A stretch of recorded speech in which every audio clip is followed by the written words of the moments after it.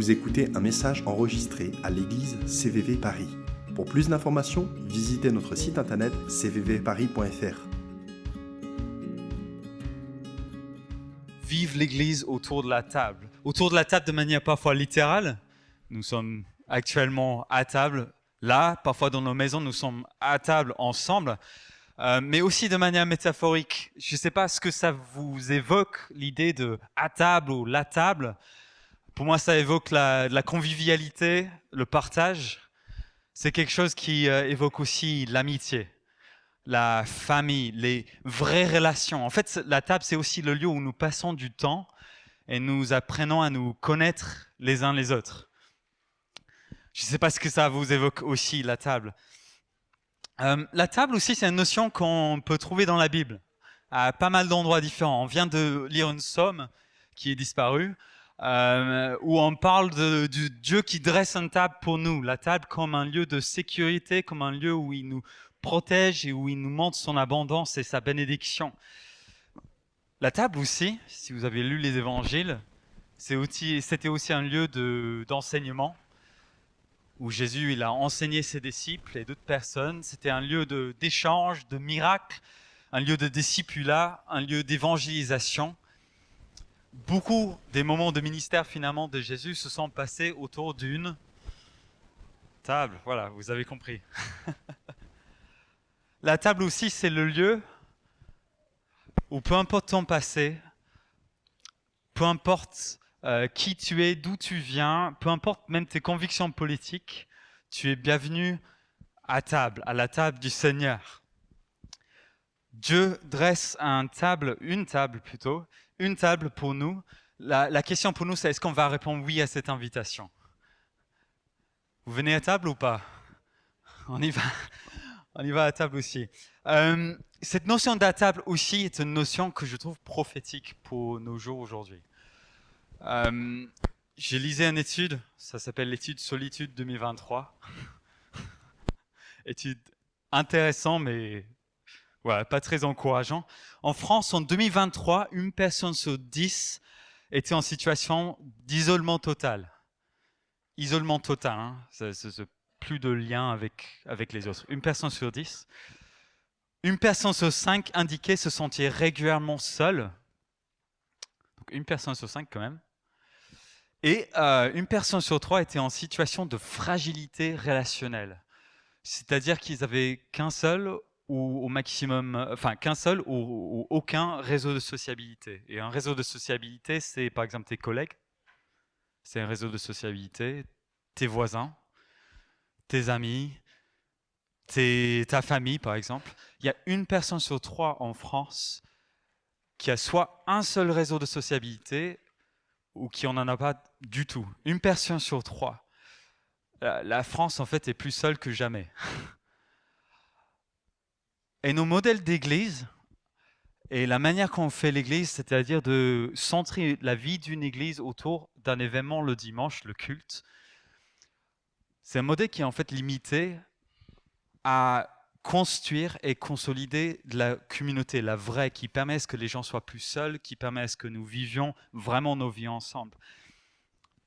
Et avant d'aller plus loin, parce qu'on va parler un peu, vive l'Église autrement, j'aimerais juste préciser de ne pas entendre ce que je ne veux pas dire dans ça. Les grands rassemblements font partie du projet de Dieu. Quand on se rassemble le dimanche, c'est une bonne chose. Dieu, il aime ces moments de rassemblement, quand on lève nos voix ensemble, quand on reçoit ensemble. Il y a quelque chose de particulier qui est vécu. Moi, quand j'étais ado, c'était les rassemblements annuels des ados.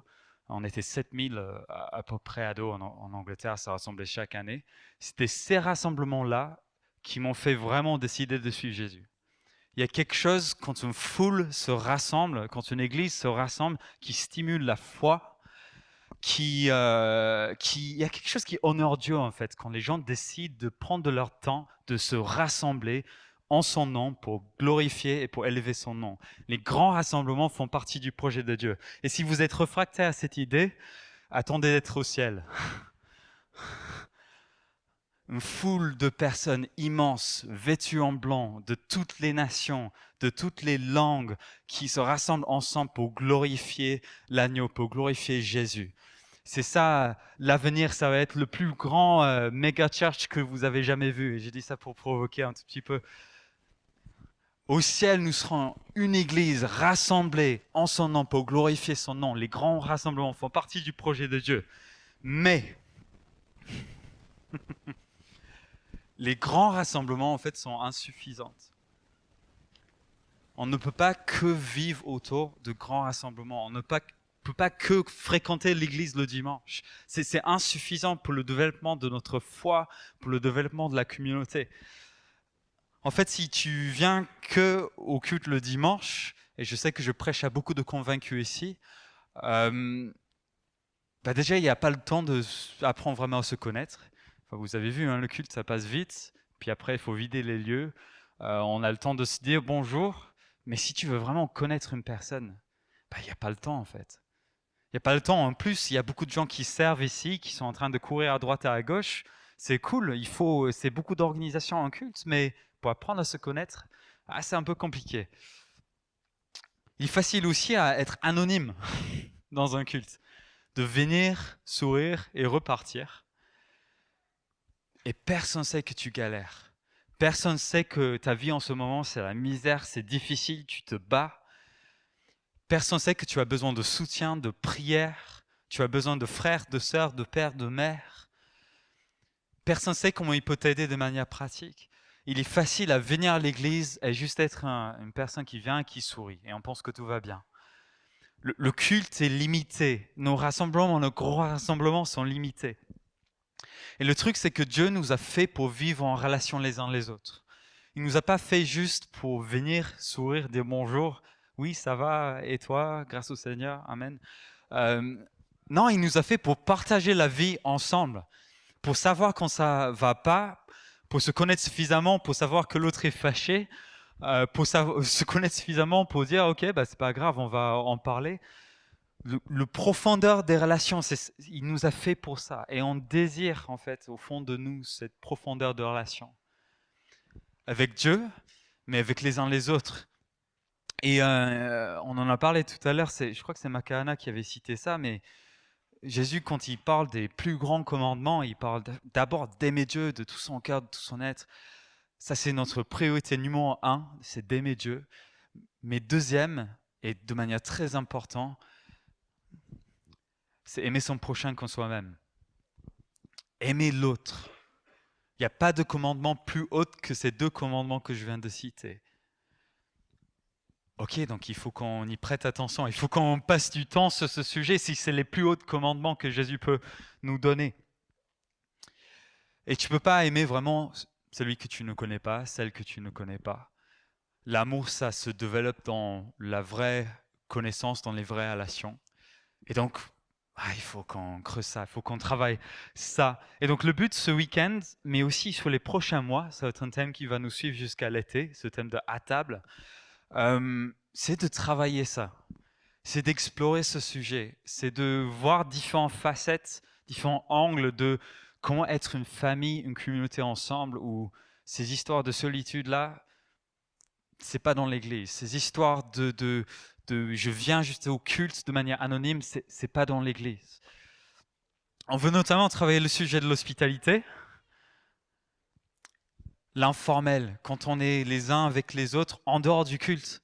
Il n'y a pas de cadre, c'est pas un truc organisé de l'église, mais on sait se recevoir, passer du temps ensemble. On veut aussi travailler notre capacité, notre muscle pour aller vers ceux qu'on ne connaît pas, vers ceux qui ne sont pas encore nos amis, vers ceux qui sont différents de nous.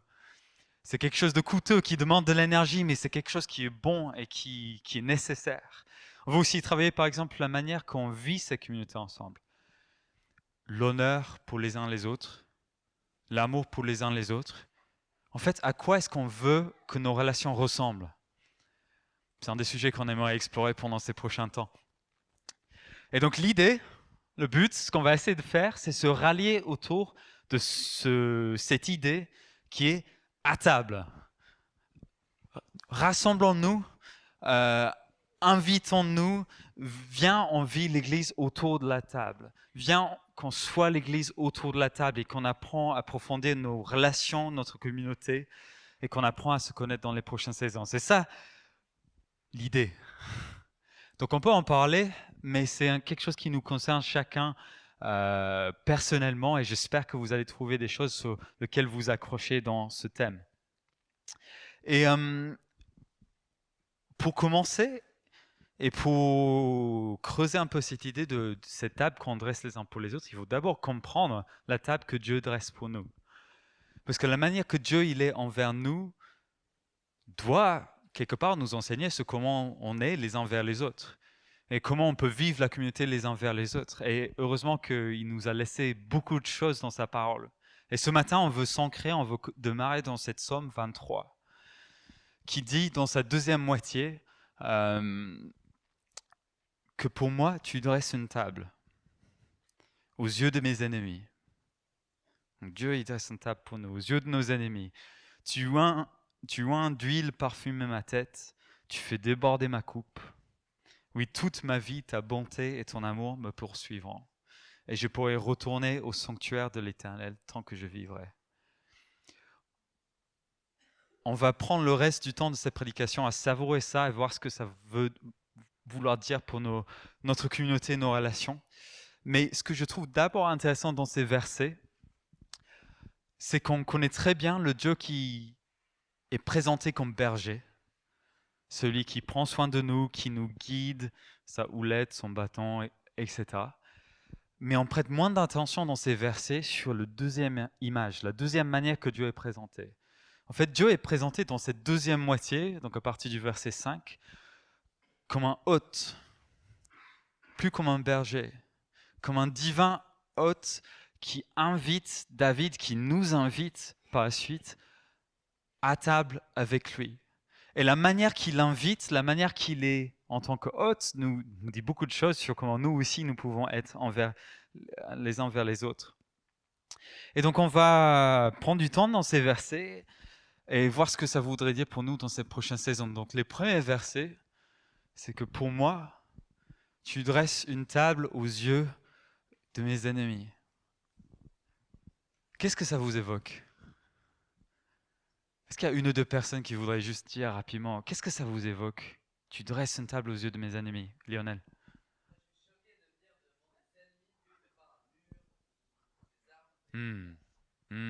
Ça c'est intéressant ça. De l'inconfort. Manger devant ses ennemis. Ouais, ok. Parce que les ennemis vont regarder, vont être jaloux. Ok.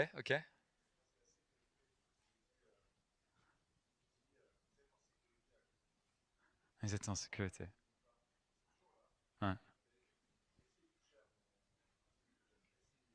Ouais. Essayer de toucher à celui que j'aime. Non, il est protégé, il est avec le Seigneur, c'est bien ça. D'autres choses que ça vous évoque, Caroline ? J'ai des médecins qui sont difficiles. Je dirais pas vraiment ennemis, mais ils m'ont blessé et ils ont mal organisé ma guérison. Plusieurs. Donc ennemi, ça peut être large comme. Ouais. Ça peut être des gens, ça peut être des choses spirituelles aussi.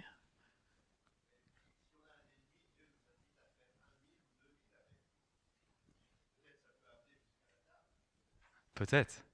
Très très bien, l'évangéliste. Joël.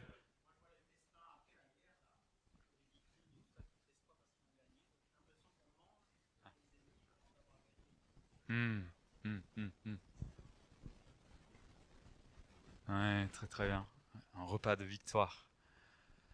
Tout ce que vous avez dit est vrai. Et je pense qu'il y a quelque chose d'intéressant à creuser aussi autour de ce que ça voulait dire à l'époque, cette idée de dresser une table ensemble. Parce que, en effet, l'image militaire est très appropriée. Parce que une des choses qui se faisait à cette époque-là, c'est que deux alliés, quand ils voulaient sceller leur alliance ensemble, ils faisaient ça autour d'une table qui était dressée.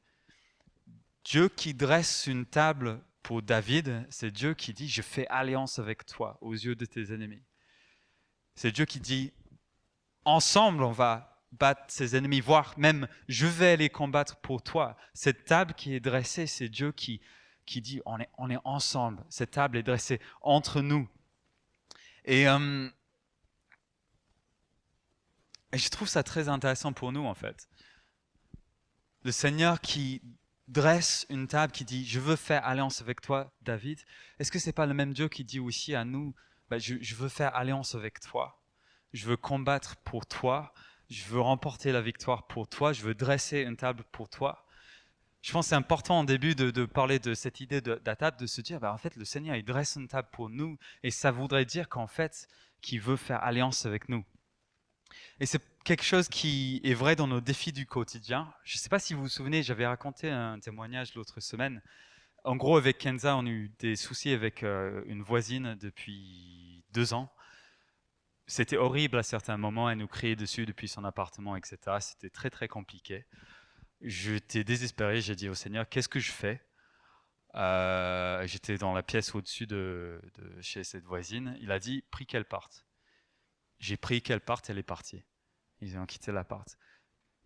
Il dresse une table pour nous, il se bat pour nous, il combat pour nous dans les choses du quotidien, c'est ce qu'on disait. Et c'est pas seulement dans les choses du quotidien que le Seigneur il combat pour nous. Il a aussi remporté la victoire pour nous sur notre ennemi ultime. Il a remporté la victoire sur le péché, sur la mort, sur la séparation avec Dieu. Il a anéanti Satan. Les principautés, les pouvoirs sont soumis à son autorité.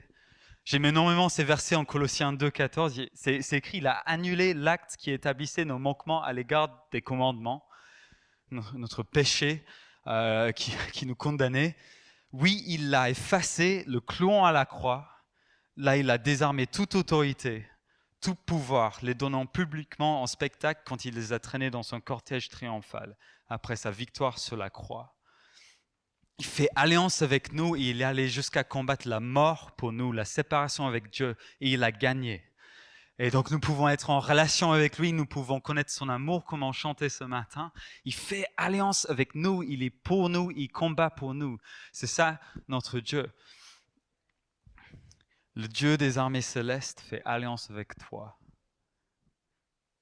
Qu'est-ce que ça change dans ta vie ? Qu'est-ce que ça change dans ta vie ? Et donc ça me fait réfléchir un peu, si le Seigneur il dresse une table comme ça pour nous, à quoi ressemble la table quand on se dresse les uns pour les autres ? À l'image de notre Dieu qui fait ça. Moi je me souviens d'un voyage que Kenza et moi avons fait il y a quelques années en janvier au Royaume-Uni. C'était une période... l'ordi a failli finir par terre, le portable aussi. C'était une période compliquée, assez difficile à vivre. On est allé en Angleterre pour se ressourcer dans l'église à Bedford. Et on a été reçus par un couple, Amanda et Pete, c'est ça ? C'est Pete, ouais. Un couple génial que peut-être certains d'entre vous, vous connaissez juste un tout petit peu. Et en tout cas, nous, on ne les connaissait pas du tout. On a été reçus dans la maison. Super maison, très jolie dans la campagne britannique. Et ils nous ont accueillis, ils nous ont ouvert leur maison, ils nous ont fait à manger. C'était pendant 3 jours qu'on était avec eux. On a joué des jeux de société avec eux. On ne les connaissait pas, tout de suite. Pendant 3 jours, ils ont pris soin de nous. Ils nous ont écoutés. On a parlé de nos galères. On a aussi parlé de tout et n'importe quoi. Ils nous ont posé des questions. Et on est rentré à Paris. Et je peux vous dire que mes épaules étaient comme débarrassées d'un fardeau en arrivant à Paris. 3 jours, 3 jours, c'est tout ce qu'il a suffi pour que je me sente allégé comme ça. Nos amis Amanda et Pete nous ont dressé une table. Ils ont pris soin de nous. Et vous voyez l'effet que ça peut avoir même en juste 3 jours. Combien de nos frères et sœurs qui sont ici marchent à travers la vallée de l'ombre de la mort en ce moment ? Combien d'entre nous sont en train de faire face à des vraies difficultés? Combien d'entre nous sont en train de vivre des choses dans le silence alors qu'on pourrait dresser une table les uns pour les autres? Alors qu'on pourrait prendre soin des uns et des autres. Vous savez, nous sommes des refuges pour les uns les autres, comme notre Seigneur l'est face à nos ennemis. Et face à la vie, face à ceux qui se dressent contre nous, face à la résistance spirituelle, notre ennemi spirituel, et si en Église, on se dressait une table les uns pour les autres?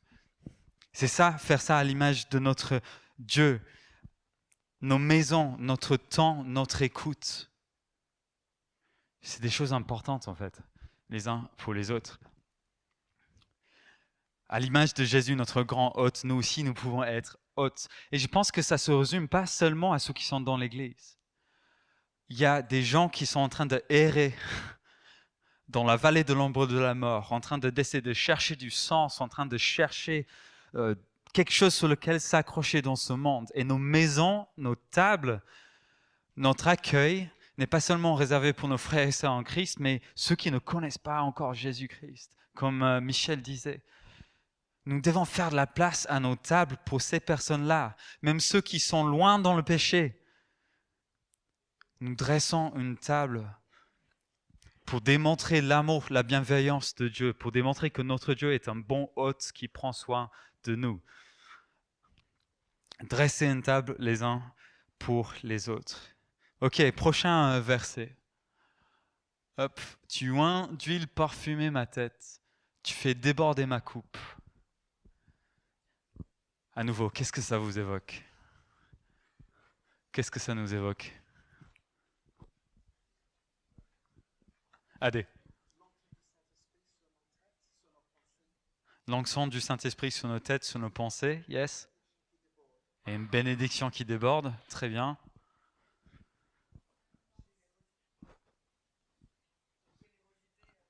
La générosité, l'abondance.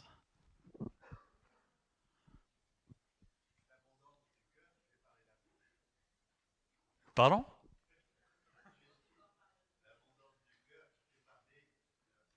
Ouais, l'abondance du cœur qui fait parler la bouche. Ouais.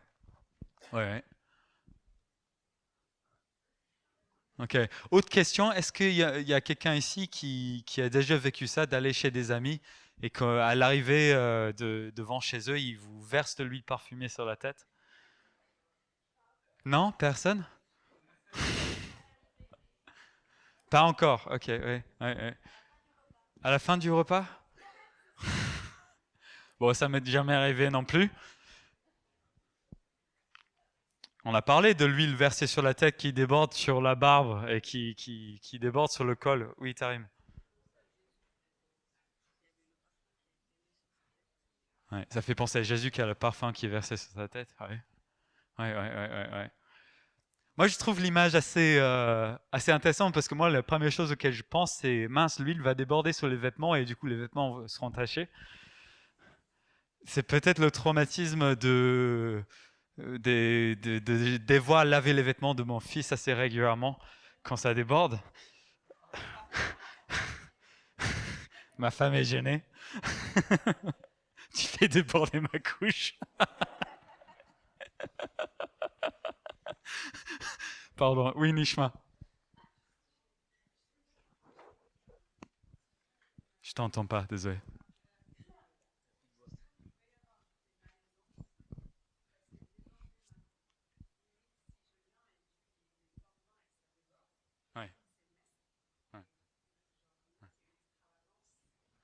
Ouais, il y a une extravagance presque gênante quand la coupe déborde, c'est partout.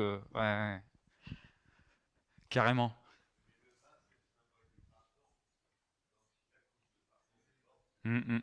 Très bien.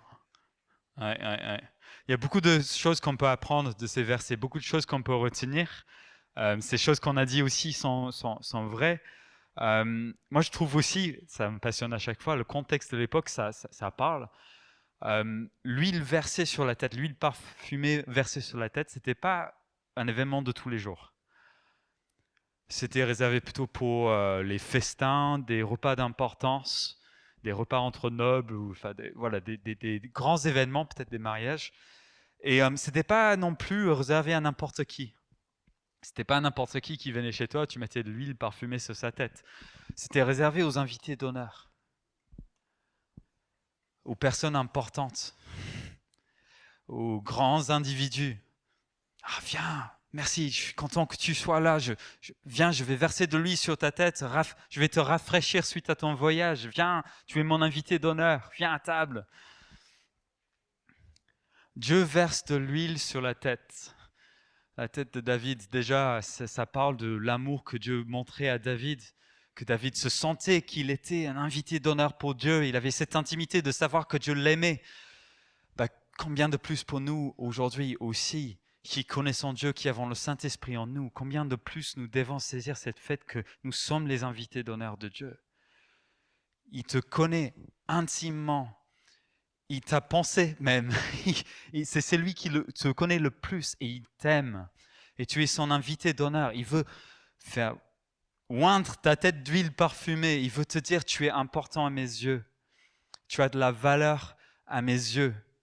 Tu es quelqu'un, je suis content que tu sois là. Est-ce que c'est comme ça qu'on se sent quand on vient vers Dieu parfois? Ah Seigneur, merci, je sais que tu es content que je sois avec toi. Non, pas toujours. Mais il y a cette réalité que nous sommes les invités d'honneur. Et je pense que ça vous laisse imaginer assez facilement ce que ça voudrait dire pour les uns les autres. Si je suis l'invité d'honneur de Dieu qui m'aime malgré tout mes bêtises, malgré toutes les choses que j'aurais pu faire qui vont à l'encontre de ce qu'il a dit, et qui m'aime, combien de plus nous aussi, nous devons nous aimer les uns les autres et nous traiter comme des invités d'honneur. Oui, mon prochain, il est parfois imparfait, parfois il me fâche, parfois c'est compliqué. Mais en fait, c'est quelqu'un pour lequel Dieu a une haute estime, c'est quelqu'un que Dieu aime profondément. Et donc, je le traite avec cette même amour que Dieu a pour lui. Nous sommes les invités d'honneur de Dieu. Il nous aime et il fait déborder notre couple.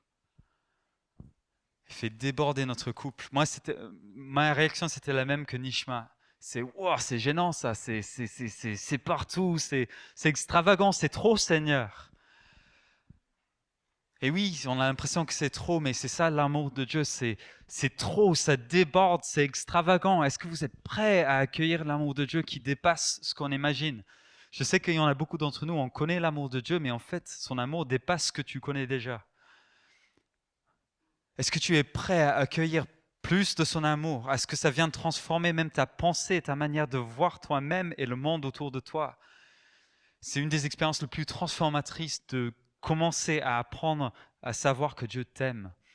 Et ce n'est pas une idée, mais c'est quelque chose qui se ressent et qui change la manière de vivre la vie. C'est quelque chose, moi je me souviens, et j'ai déjà raconté cette histoire, mais quand j'étais dans une église, j'étais ado, une vieille dame est venue prier pour moi.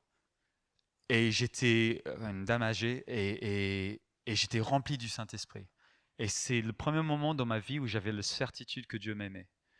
Le Saint-Esprit, quand il est déversé dans nos cœurs, il nous révèle notre adoption. Il nous révèle que Dieu nous aime. Et si cette semaine, et même quand on se voit, quand on va développer la communauté ensemble, on fait de la place pour le Saint-Esprit, pour qu'il puisse nous révéler cet amour, cette invitation du Seigneur. Ça déborde. L'autre image autour de cette coupe qui déborde, qui m'a un peu parlé, c'est j'ai de la famille algérienne. Je ne sais pas si vous avez de la famille algérienne aussi, mais en tout cas, et c'est pas quelque chose qui est forcément propre à ça. Mais je me souviens des fois qu'on a on a rendu visite à ma famille en Algérie. Je vous décris le voyage. Voilà, c'était repas après repas après repas après repas après repas, après repas, etc., etc., etc. Et pas n'importe quel repas. Pas juste une salade et un peu de pain, quoi.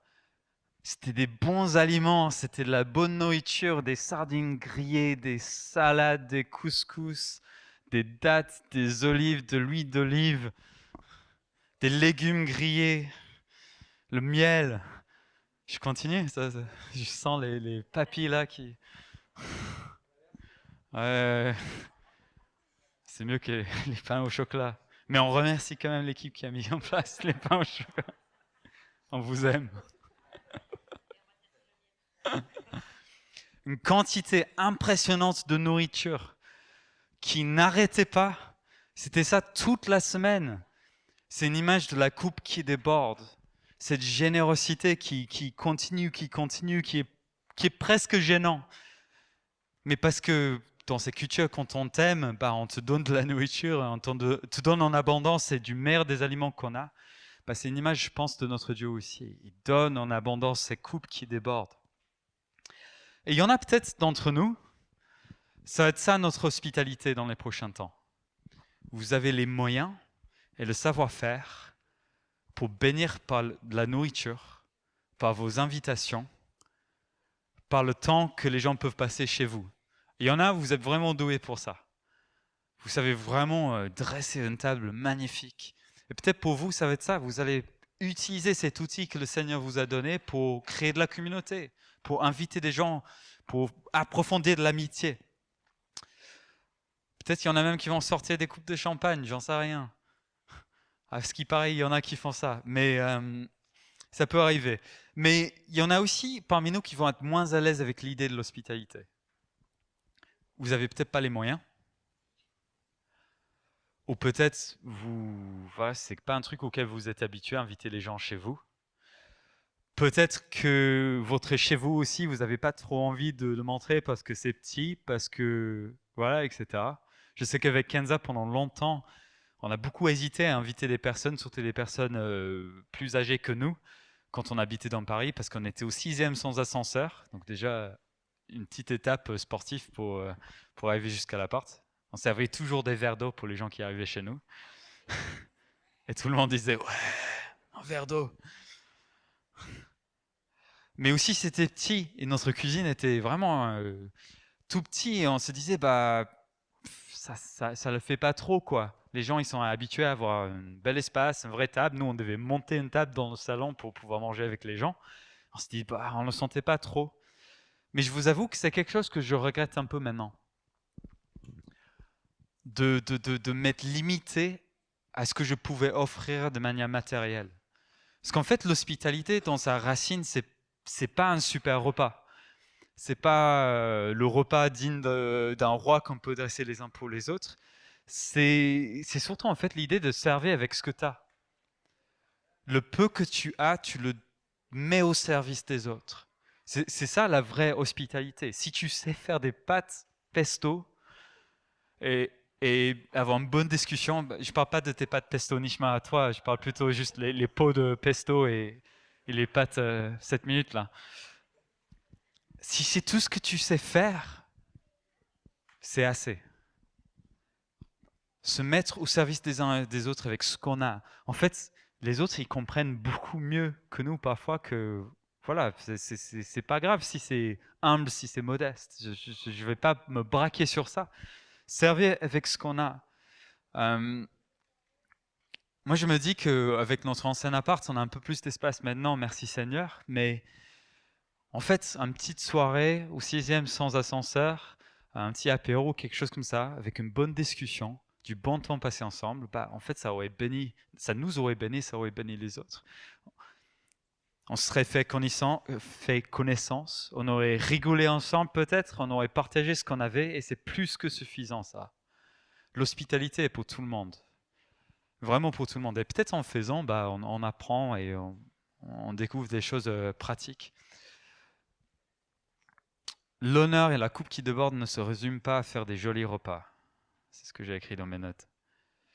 Peut-être pour certains, ça va être autre chose que le repas, ça va être la qualité de ton écoute. C'est peut-être ça la coupe débordante que tu vas offrir. Tu sais écouter activement l'autre de telle sorte à ce qu'ils se sont vus et compris. Vous avez déjà vécu une conversation avec une personne comme ça ? Peut-être c'est ça en fait votre générosité que vous allez offrir. C'est peut-être ça qui va bénir ton prochain. L'hospitalité, c'est varié, c'est riche. C'est bien de le découvrir. Qu'est-ce que Dieu t'a donné ? Comment est-ce que tu peux le mettre au service des autres ? Tes frères, tes sœurs et ceux qui ne connaissent pas encore Jésus. Ok, prochain verset. Oui, toute ma vie, ta bonté et ton amour me poursuivront, et je pourrai retourner au sanctuaire de l'Éternel tant que je vivrai. Qu'est-ce que ça vous évoque, ça? Moi, je peux vous dire, quand j'ai lu ta bonté et ton amour me poursuivront, je me suis dit, il y en a qui se font poursuivre par les flics. Il y en a d'autres qui se font poursuivre par l'amour et la bonté de Dieu. Et puis, il y a des gens qui se font poursuivre par les flics et par l'amour et la bonté de Dieu. Mais ça, c'est un sujet pour une autre fois. Qu'est-ce que ça vous évoque, ces versets? Quoi? Qu'on s'enfuit parfois, oui. On a peur même de la bonté et de l'amour de Dieu. Très très bien.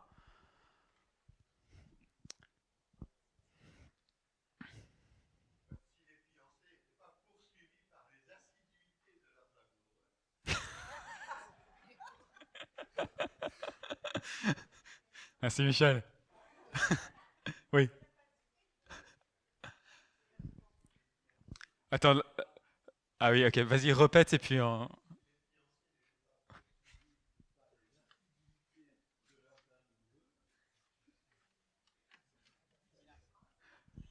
Ok.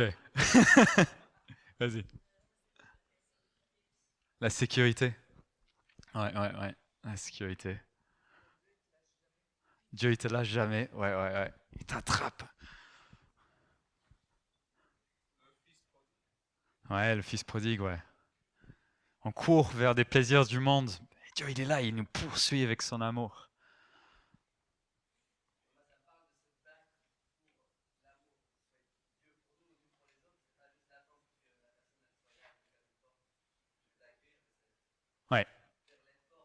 Ouais. Se battre, être actif dans l'amour qu'on va montrer. Ouais. Il nous poursuit dans nos chemins de traverse et il nous ramène ensuite au sanctuaire. Très très bien. Tout à fait. Ouais, il nous poursuit et il nous ramène vers son sanctuaire. Dieu est tellement actif dans la poursuite de nos cœurs. Je pense parfois on ne se rend pas compte, mais il n'est pas passif dans sa manière d'être, dans son caractère. Et beaucoup d'entre nous, on a vécu l'amour passif, c'est-à-dire les gens qui disent « mais bien sûr que je t'aime », mais ils n'ont pas su courir après, trouver la manière de nous le montrer, de nous le démontrer. Dieu, il n'est pas comme ça. Il te connaît vraiment dans qui tu es, et il va aller te chercher dans ça.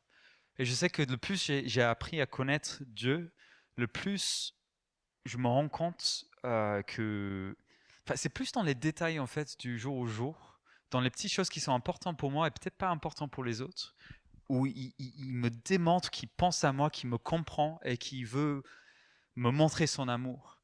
C'est les petits passions peut-être que vous avez ou les petites choses qui sont vraiment importantes pour vous et le Seigneur qui dit ouais, c'est bien ça. Et en fait ça, je vais bénir ça. Et ça, je vais te permettre à ce que tu puisses t'épanouir. Je vais te montrer que je t'aime dans tes spécificités à toi. Est-ce que c'est ça le Dieu que tu connais? Le Dieu qui te poursuit jusque dans les plus petits détails. Un Dieu qui prend l'initiative avec nous. Ah, c'est reposant que Dieu il prend l'initiative avec nous. Parfois, on a l'impression, oui, il faut que je me bats pour lire la Bible, passer du temps avec Dieu, prier. Et c'est bien de se battre pour ces choses-là. Mais c'est bien de se reposer quand on entre dans ces moments de prière, de lecture, etc. Dans le fait que Dieu me poursuit. Et que c'est lui qui vient et qui veut me parler. Notre Dieu prend l'initiative et je pourrai toujours retourner au sanctuaire. Nous sommes toujours le bienvenu à table. Toujours les bienvenus à table. Peu importe ce qu'on a fait, où on en est dans la vie, nous pouvons toujours retourner dans la présence de Dieu auprès de notre Père. Et alors qu'on vient un peu vers cette dernière partie de cette matinée, je pense que ce dernier point est assez important dans notre manière de vivre cet amour les uns vers les autres. On va parler dans les prochains temps, comme on a dit, de vivre l'Église plus en semaine, en dehors de peut-être le cadre qui est donné par l'organisation de l'Église. Certes, il y a des groupes de vie aussi, mais aussi en dehors de ça.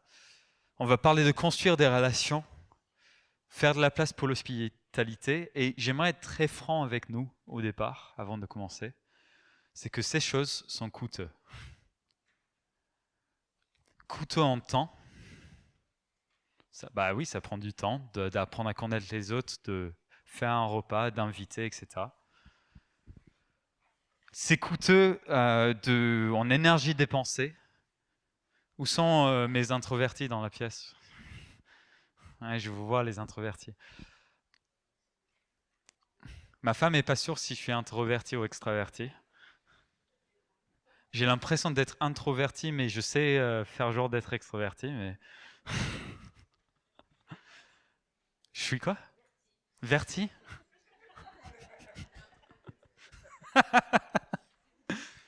Merci, Michael.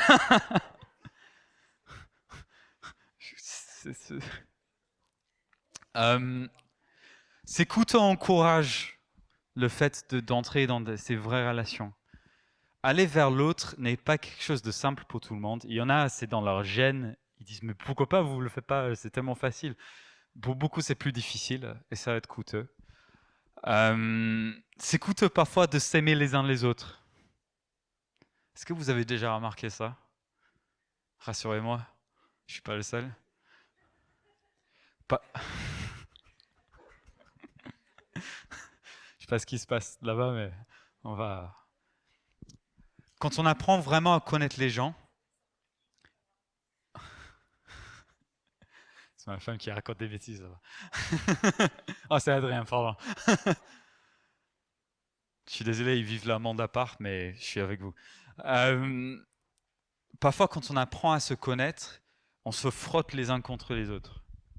Nos caractères, nos personnalités, nos idées différentes, notre manière d'être, bah, ça vient parfois et ça frotte. Et le truc, c'est que c'est normal alors qu'on veut créer de la vraie communauté, que du coup, ça crée parfois des frustrations, des problèmes, des frottements. C'est coûteux parfois de vouloir développer de la communauté. Aller vers l'autre, les autres, c'est parfois génial et c'est parfois dur, ça ne matche pas toujours. On découvre les imperfections des uns et des autres. En fait, ça serait moins coûteux de juste finir le dimanche et assister au culte, non? Ça serait plus facile, ça serait plus léger. Mais si l'Église est vraiment une communauté, si l'Église a vraiment vocation à être une famille, si l'Église est une solution pour un monde qui est dans la détresse et qui a besoin d'une famille, si l'Église est la solution pour ceux qui sont seuls, on se doit d'essayer de travailler sur le fait d'être une communauté, de devenir de plus en plus une famille ensemble. C'est un signe qui demande que Jésus est vivant, quand les gens viennent et qu'ils voient l'amour qu'on a les uns pour les autres. Vous savez ça, c'est l'amour qu'on peut cultiver entre nous parle de ce qui est Jésus, parle de la table qu'il dresse pour nous. Et donc c'est ça l'invitation sur les prochains mois. Explorer ça, découvrir ça. On va apprendre. Je ne sais pas exactement tout ce qui va être appris sur ce chemin, mais ça va être passionnant. À l'image de notre Dieu qui dresse une table incroyable pour nous, viens, on se dresse une table les uns pour les autres. Et pour ceux qui sont encore dehors et qui ne connaissent pas encore notre Seigneur Jésus, viens, on dresse une table ensemble et on vit ce que c'est d'être une église à table. C'est ça, le thème, c'est ça le coup d'envoi. Et pour un peu cultiver ça ensemble maintenant, on va répondre dans la prière ensemble. Et ce qui est toujours cool dans ce genre de format, c'est qu'on est déjà un petit groupe, on peut se diviser en 2, en 3 sur les tables. Je pense qu'il y a une partie où j'aimerais qu'on réponde un peu dans nos cœurs. Il y a 10 000 manières d'interpréter la manière que Dieu est envers nous dans nos rapports les uns vers les autres. Et peut-être c'est juste bon qu'on médite un peu sur ça. On se dit, qu'est-ce qui m'a parlé, ou est-ce que j'ai une autre idée qui me parle par rapport à ça? Et qu'on dit, on va prier. Par exemple, je ne vis pas l'hospitalité aujourd'hui, mais en fait, ça me parle. Avec la personne en face, viens, on prie, que le Seigneur m'aide, nous aide à devenir de plus en plus hospitalier. Par exemple. Et qu'ensemble, on commence à prier, que le Seigneur nous aide dans ces choses concrètes, dans ces pas concrets, alors qu'on veut travailler ça ensemble. Ça vous va? Ça va? Vous êtes toujours là? Vous avez faim? Non, il n'est pas encore l'heure de midi, donc ça va. Ça va, on a le temps. Ok, divisons-nous en petits groupes et puis on va discuter un peu et prier en famille.